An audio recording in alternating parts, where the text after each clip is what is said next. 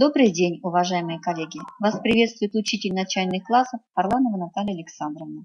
Разрешите представить вашему вниманию урок окружающего мира с применением современных технологий и современного оборудования.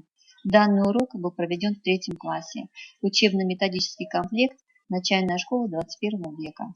Тема урока – размножение растений, тип урока – открытие новых знаний.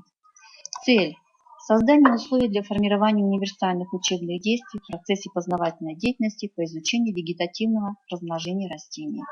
На уроке созданы все условия для реализации деятельностного подхода. Это выражается в следующем: создание атмосферы взаимной заинтересованности в работе учащихся и учителя, выполнение практической работы по размножению растений, выполнение задания в группе позволяет каждому ученику проявлять инициативу, самостоятельность.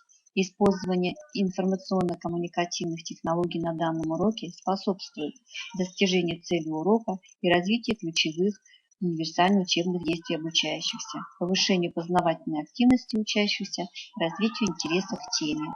Слайды презентации помогают организовать проверку знаний учащихся по изученной теме, выполнить самопроверку и оценку по заданным критериям.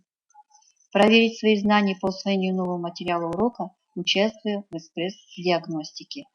С целью определения темы урока, ответа на вопрос «Как размножаются растения», организуется просмотр фрагмента учебного видеоролика «Размножение растений».